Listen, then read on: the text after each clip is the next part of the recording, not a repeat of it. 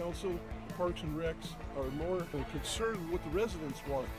It's all about the residents now in Corona. And how do we make Corona more beautiful and more attractive and more fun to come to? I love it. I think it's great. It really allows you to see what they're really planning on doing. The presentation is good, absolutely. I think this city does need something like this. The main thing is they're listening to the people. I'm excited to hear what they had to say. I've been very concerned for a long time. We try to add constructive criticism, but it looks like they're doing a great job, and we're really excited for that groundbreaking to start. I think everybody put a lot of thought into this. I am grateful to have a community that cares. I think it'll still feel like City Park with the trees. I love that they're trying to preserve the trees, but think of activities for all kids of all ages. So it's awesome. Glad to see the city, try to lead an effort here. I think we'll all benefit from. It'd be great. Good for community.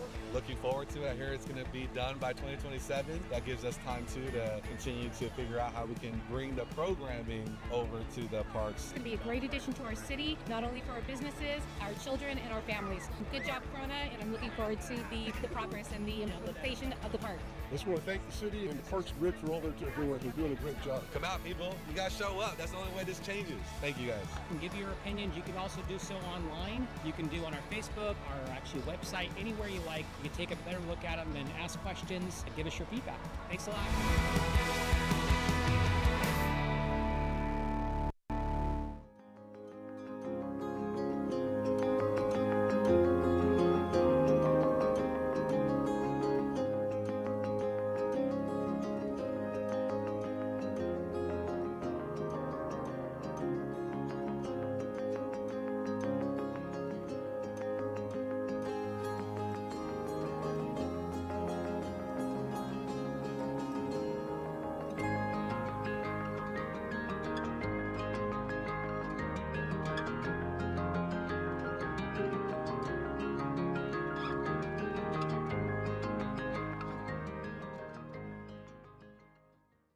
Born and about a year later moved to Corona, and I've lived here ever since. So there's a sense of pride that kind of comes with working and serving the city that I grew up in. I wanted to be a cop when I was really young actually, but I still explored like other educational avenues. So I ended up going to college and playing sports. So I think the team atmosphere and like the structure and like having brothers and sisters like outside of your family is just like a really good feeling to have, and being able to all like work hard for like the same goal has always been something that I feel like I've needed throughout my life.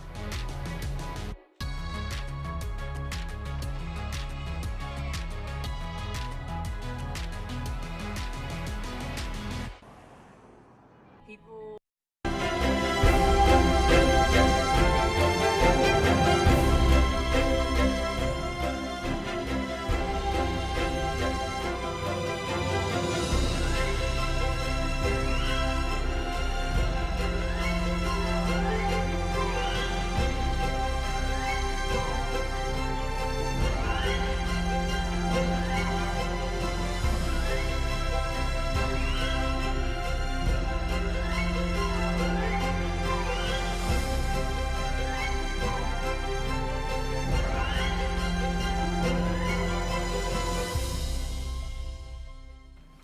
Welcome to tonight's Planning and Housing Commission meeting. Commissioner or Vice Chair Alexander will lead us in the Pledge of Allegiance. Stand. Ready to begin.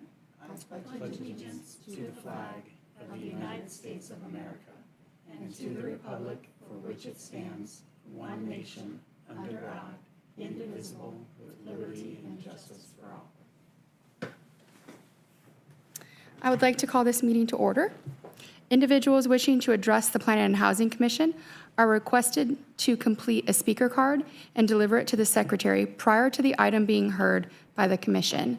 Please observe a 3-minute limit for communication, and once called upon to speak, please state your name and city of residence for the record. We will begin with meeting minutes. Ms. Capilla, are there any speakers' notes from the public regarding the meeting minutes of April 7th, 2025? No, Chair Longwell, we do not have any. Do we have a motion? I'll go ahead and move to approve. I'll second the motion. A motion was made by Vice Chair Alexander and seconded by Commissioner Woody.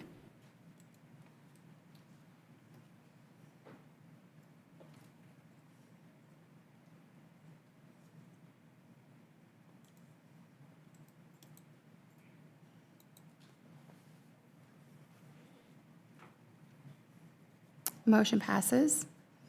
Moving to communication from the public. This portion of the agenda is intended for general public comment on items within the commission's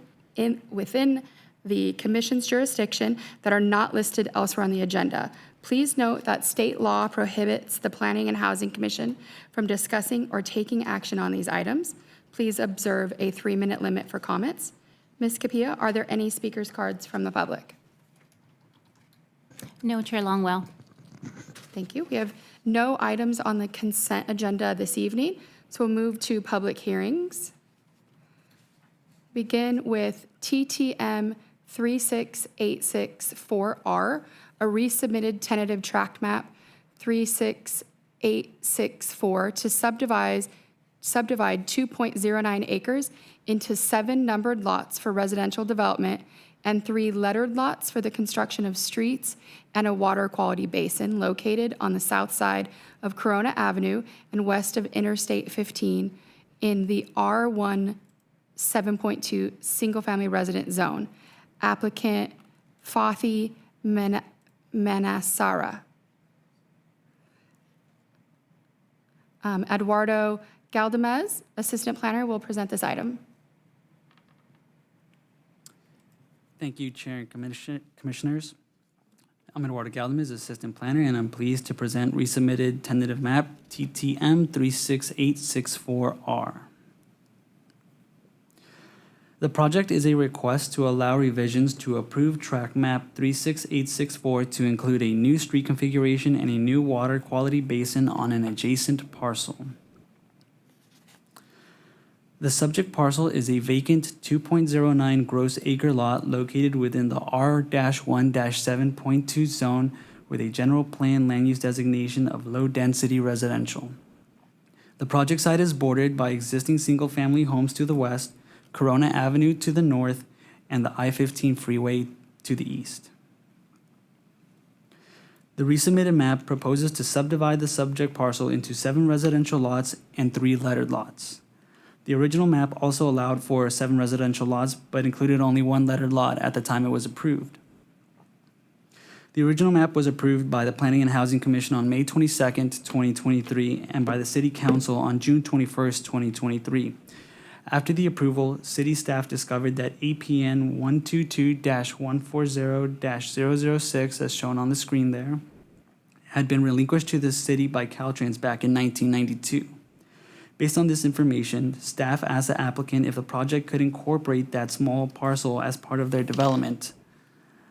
The applicant agreed and revised the map to include the connection to Corona Circle, along with a new water quality basin on the small adjacent parcel.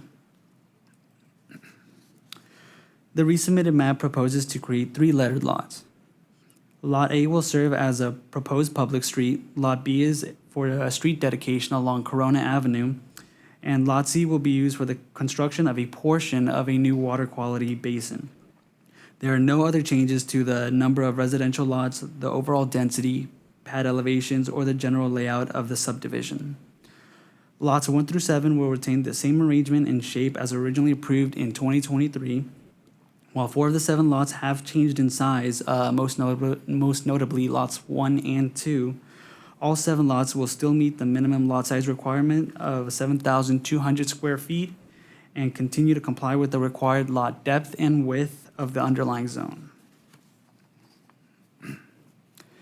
As originally approved in 2023, the project will take access from a proposed public street referred to as Street A. The east side of the street will include a 5-foot sidewalk and a 5-foot public utility easement, while the west side of the proposed street will include a parkway easement, which will range from 1.5 to 4.8 feet in width. There will be no on-street parking on this side of the street to ensure clear fire lane access. Additionally, Street A will feature double yellow striping to prevent vehicles from crossing into the opposing traffic travel lane. The south side of Corona Avenue consists of a 6-foot parkway and a 5-foot sidewalk. As part of the project requirements, the applicant is required to provide landscaping for the parkway area. Corona Circle will also be improved as part of this development. A new cross gutter will connect to the existing curb and gutter on Corona Circle, allowing stormwater to flow into the new water quality basin into that small adjacent parcel. Additional improvements on Corona Circle include new pedestrian ramps, new concrete steps, and an ADA accessible ramp with handrails that will connect the existing sidewalk along Corona Avenue to the new sidewalk along Street A. As stated in the 2023 approval, detailed plans for the perimeter walls will be brought back to the Planning and Housing Commission as part of a future precise plan submittal. The city will require such fencing to be in compliance with the residential track fencing standards in the zoning code. Currently, the 4 existing homes on Corona Circle generate about 38 daily vehicle trips, including 3 trips during the AM peak hour and 4 during the PM peak hour.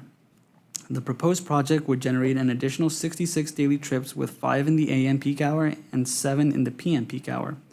Altogether, the total number of trips generated by both the existing 4 houses and the project would total 104 daily trips, with 8 in the morning and 11 in the evening peak hours. Because these peak hour trip numbers do not exceed 50 trips, no further analysis is required.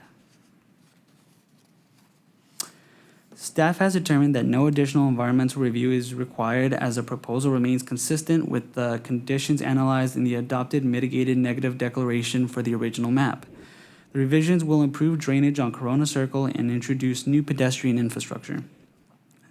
The project density, lot configuration, and overall layout remain unchanged from the 2023 approval and continue to meet the standards of the R1-7.2 zoning designation as well as the low-density residential land use designation.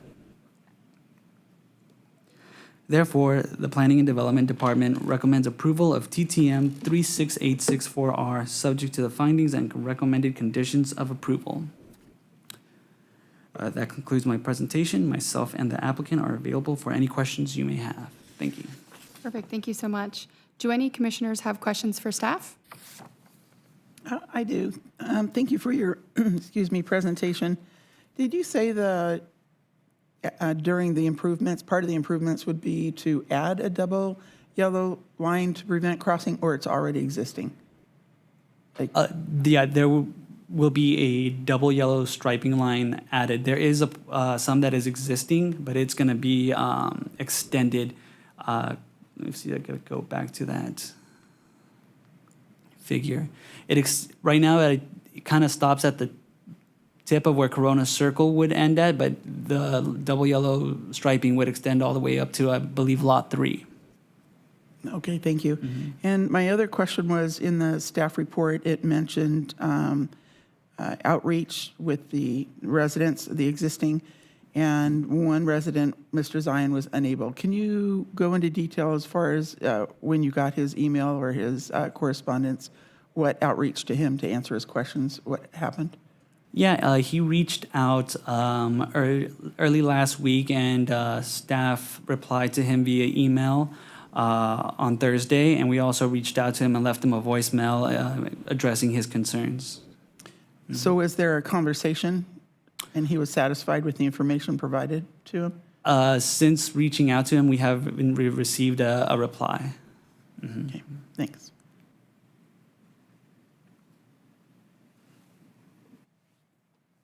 Go ahead. Do you have any questions? Sure. I've got a couple questions. So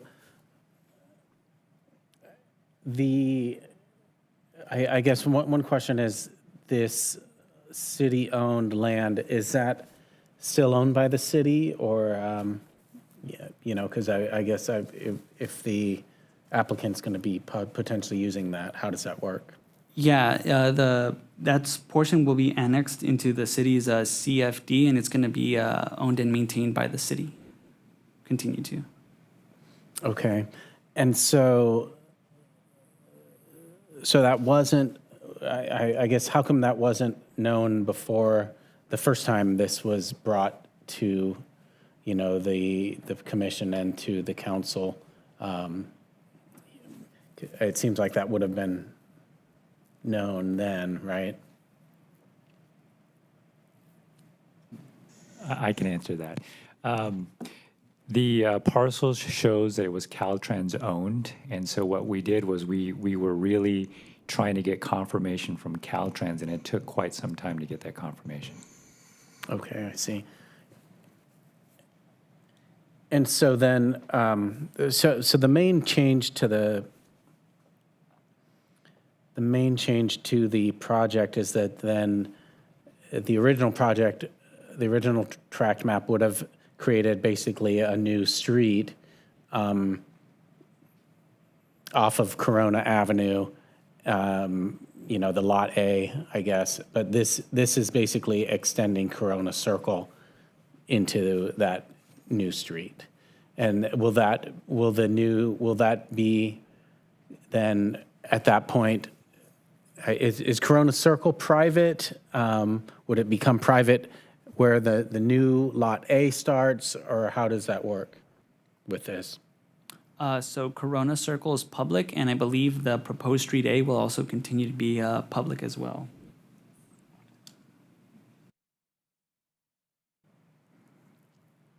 Okay, thank you. And I just want to confirm, you said that this was at the request of the city to incorporate this Corona Circle into the project. Yes, the city asked the applicant to incorporate that small parcel. Okay. Any other questions? And so then what was the reason that the city thought that that was beneficial? I can answer that. In the beginning, we did want it to connect to Corona Circle. The issue was that we did not want to burden the applicant to find out that it was Caltrans owned and so forth. So in the beginning, that was the proposed design that we initiated, but we could not burden the applicant to do that research with that parcel. So the design would actually be better in such a way that it allows for one ingress and egress rather than having two separate streets really close to each other. The area experienced drainage issues in the past, so there's an opportunity for us to improve this area, to improve drainage, and also to minimize some of the grading that would have been a much greater grading with higher retaining walls, a better design than it was before. The only other question that I have is, the project will come in front of the commission when the full design exists. Do you have any timing on that? I do not have any timing on when the applicant will submit the precise plan, but the applicant is present today. Maybe he can provide a detailed response on when he expects to submit that. Okay. Any other questions? Ms. Capilla, did we receive any speaker cards or written comments from the public on this item? No, Chair. Thank you. The public hearing is now open. If you wish to speak, please come to the podium.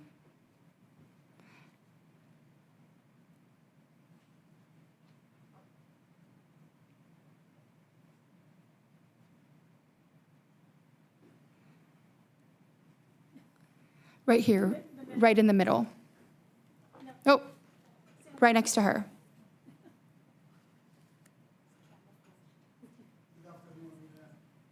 Actually, we are in the third plan check with the engineering design and permits.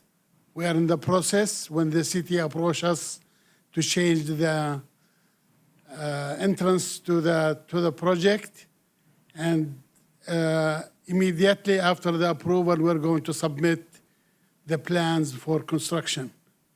Okay. Does anyone have any questions for the applicant?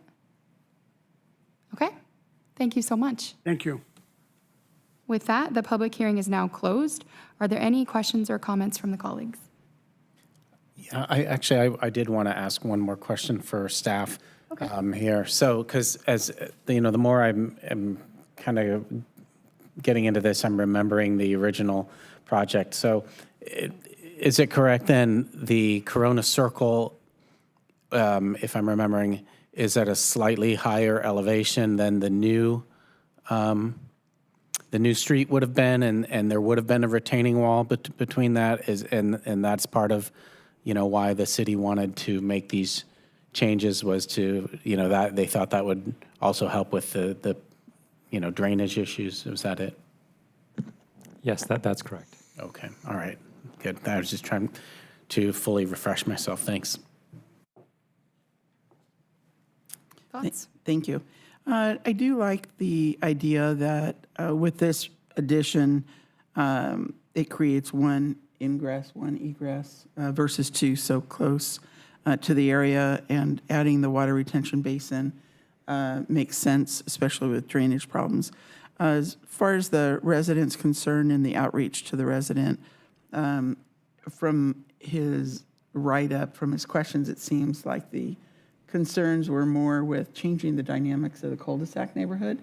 It's still a cul-de-sac. It's not going to be like there's drive-through traffic or any of that. It's just a longer cul-de-sac. And so I think staff did a good job. I'm in favor of it.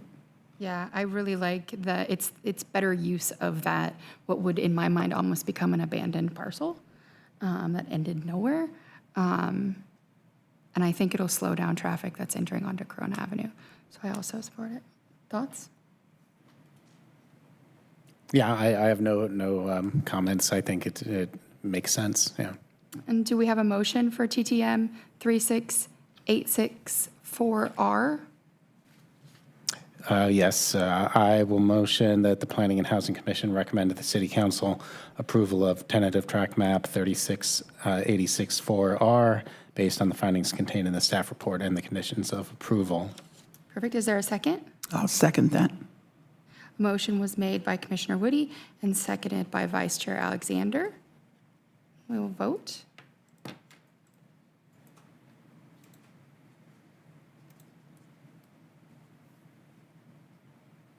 A motion passes. Moving to written communications. Has the Planning and Housing Commission Secretary received any written communication from persons providing information or seeking action by the Planning and Housing Commission? No, Chair. Moving to administrative reports. Mrs. Coletta? I just wanted to let the commission know that the Sajada Islamic Society was approved by the City Council last week unanimously, so they will now be moving forward in getting their permits to improve that facility so they can start using it for their mosque. Great. Do any commissioners on the Planning Commission have any matters to discuss? Could you just clarify, Ms. Coletta, what location that was?